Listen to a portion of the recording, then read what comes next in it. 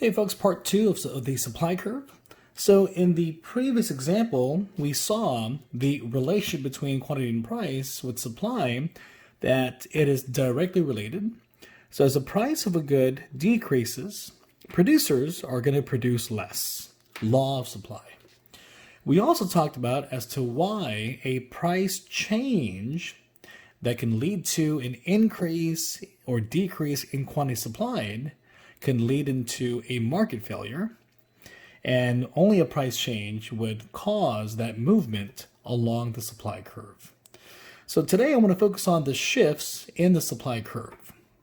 We can now draw our graph. Here we have quantity. We're using, again, cups of coffee on the x-axis, where we have 10 cups, 5 cups, 0, $5, $10, and price on the y-axis.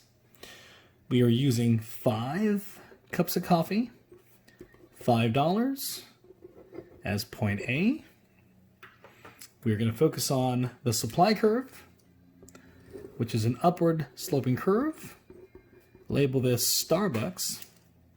And then U, the consumer, the demand curve, which is downward sloping in blue. So now we want to see exactly what factors would shift the supply curve either to the right or to the left. Now we've been using the words right, rightwards, left, leftwards versus up, upwards, down, downwards. Now for demand, it really wouldn't matter, because for demand, anything that is upwards is the same as to the right. Anything downwards is the same as leftwards. But look at supply. For supply, if we were to say upwards, supply is shifting left. And that would not make sense. To say downwards, supply is shifting to the right. And that would also not make sense. And that's why we use the word rightwards, increase, rightwards, leftwards, decrease, for supply. So in the shifts of supply curve, we can focus on the first example, which would be technology. Automation. When companies are able to implement new technology, this is going to increase the production of goods. Think about the assembly line at a vehicle manufacturing facility where you now have automation, robotics, putting together the transmission, the engine, the steering wheel of a vehicle. There's a lot more output when technology is used in producing goods. So as there is an increase in technology, this is going to cause the supply curve to shift to the right. Number 2, we also know that producers can impact how many goods are produced based upon the number of producers either entering the market or exiting the market. When we see more and more producers are setting up shop, we can call that entering the market. There will be more goods produced, thereby the supply curve is going to shift to the right. Number 3, we could also say that when producers expect the price of their good to either increase or decrease in the near future, that also would shift the supply curve. In this situation, though, producers expect the price of their good to decrease tomorrow. In parentheses, sale starts tomorrow. Now again, from this perspective, it's producers. They are now anticipating a lower price of their good tomorrow. Sale starts tomorrow.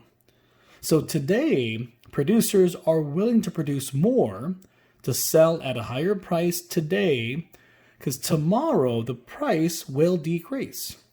And when producers expect the price of their good to decrease tomorrow, this is going to shift supply curve to the right today. Okay, this is the opposite for consumers, because when we know a sale starts tomorrow, consumers are not going to buy today. We're going to wait until tomorrow. But as a producer, you now could see that producers are going to produce more today, because tomorrow the sale will affect the price of their goods. This would shift supply to the right. Number 4, we can call this the cost of inputs. So when we look at cost of inputs, we're focusing on what ingredients, what resources, what factors are needed to make the final good. In this case, coffee is the final good. So what is a necessary component to make coffee?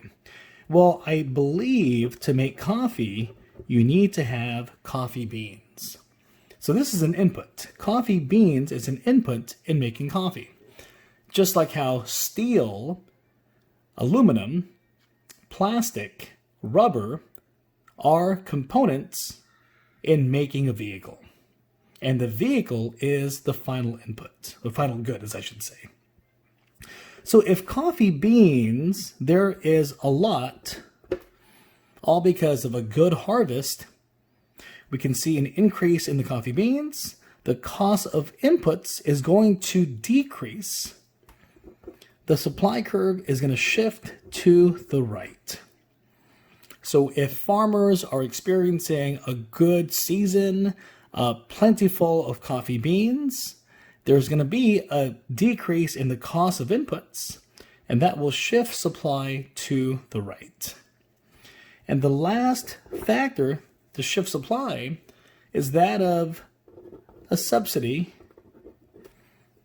given to a company by a government. So when a government subsidizes a company, the government is going to assist in maybe helping out pay for a certain resource. Maybe it would be land or labor. So when you think about a subsidy, a government is going to provide additional either funding or a resource that could then help the company focus more on the production of a good. A subsidy is going to affect the supply curve to shift to the right. Now, the opposite is true, that if there is a tax, specifically a sales tax implemented by a government to a company, a sales tax is going to shift supply to the left. And in fact, all 5, as you can see, is going to shift supply to the right. If we were to do the opposite, if we were to go back into time, dismantle automation, supply shifts left. If we are going to see producers exiting the market, leaving the market, supply shifts left. When producers expect the price of their good to increase at a future date, they will produce less today, supply shifts left. When the cost of inputs is more expensive, let's say a bad season, maybe a hurricane affecting the crops of coffee beans, supply shifts left. And when a government is going to implement not a subsidy, but a sales tax, supply shifts left. Now, to illustrate what we have all of the 5 factors showing supply shifting right. Now we can draw our new supply curve, label this S1, S0, and we can show that we are indeed shifting supply to the right. And notice how we have a new market equilibrium called point B, where there are more goods available. When there is more of something, it puts the value of that good to decrease. When there is more of something, we don't value it as much. Hence, the price will eventually fall. But notice how point B, we have both supply and demand intersecting. We do not have a market failure because we don't have any type of shortages or surplus at point B due to the supply and demand curve intersecting at point B. We have found a new market equilibrium where consumers and producers have found a new point to produce, consume at a price that both parties, both groups, agree on. So we can call this the shift in supply.